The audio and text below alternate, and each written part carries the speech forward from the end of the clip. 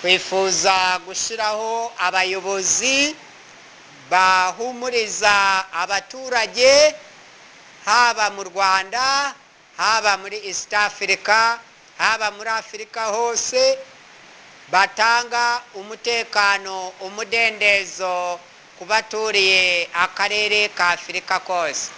Bityo rero kwe abaruda n'abarudakazi tukavuga tuti n'uturuda duto tutarafatiranga muntu. Abanyafrika bose bakeneye icyazana amahoro yuzuye kandi amahoro meza abyarira abanyafrika amahoro aho kubabyarira umutekano muke. Twifuza ko babona umutekano uhagije kandi umutekano utari umutekano wo kugakoroboye, kuko umutekano wo kugakoroboye ibihe byose ubudahagije kandi igihe cyose yo wabuze abantu baragorwa.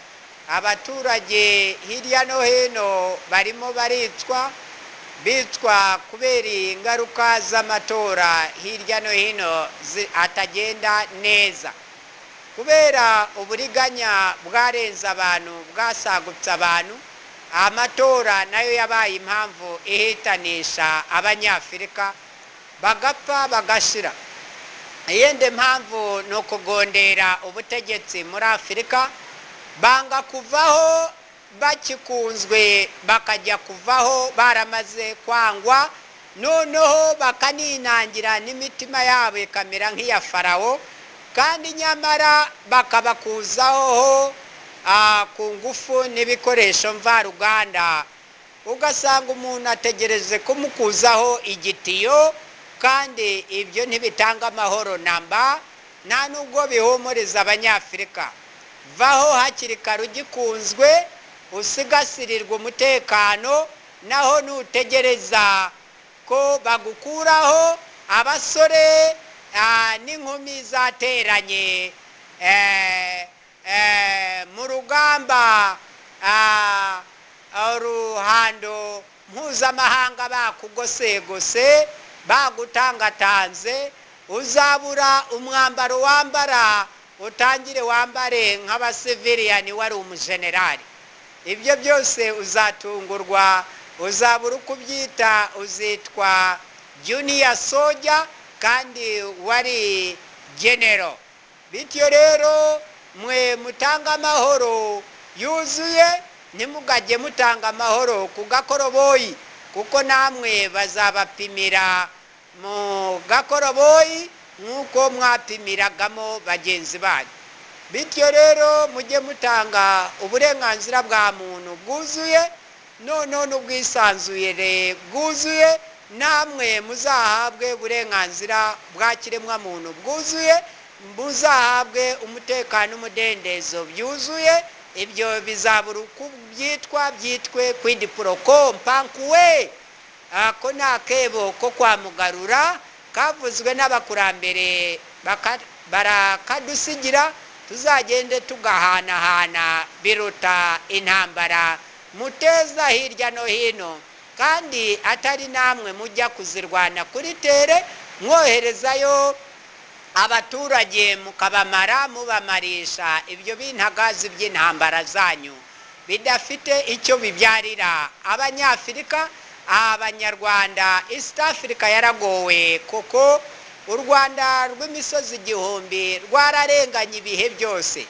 Ninde mujenerali waruyoboye utaratumye abanyarwanda bapfa? Mwibaze musubiza amateka n'urushinge rwayo inyuma. Umujenerali wayoboye u Rwanda abanyarwanda ntibapfa, nuwuhe mumuntungira agatoki? Mwabajenerali mwe mushira umwambaro hasi, mwambare uw'abaturage mwavukiyemo. Nta mujenerali wavukanye umwambaro w'ubujenerali, ariko biratangaje kuba mwarikoreye baringa zuzuyemo ububaringa bw'umwambaro, akaryabarezi baringa mu murima, baringa mu ishyamba, baringa mu mujyi, baringa mu nzu z'abaturage. Izo baringa zibageza kuki? Zigeza kuki abaturage? wakuramo n'abaringa ugasanga urimo gukanga abantu ngo uri umusirikare. Umusirikare wuhe? Umusirikare nababwira, umusirikare nyamusirikare, ingabo y'igihugu ni ingabo mu bwonko, ntabwo ari ingabo ku mwambaro. Nta nubwo ari ingabo ku mwambaro yawukuyemo, ariko ikomeza kwiyita umujenerali. Umujenerali ni umujenerali mu bwonko, ukora byiza bizima kandi bya bose, apana ibya bamwe agatsiko kakiterera amashyi ngo kaki. Ibyo kirazira kikaziririza.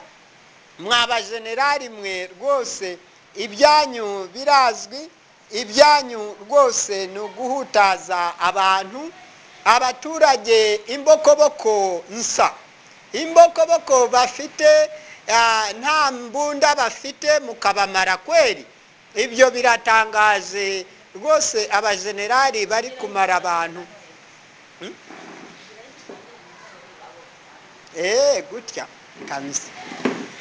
Bityo rero nicyo ntazi, abantu rwose kuri iyi si ya rurema nta makuru rwose, benshi abaturage bararengana n'inzirakarengane, nta makuru baba bafite.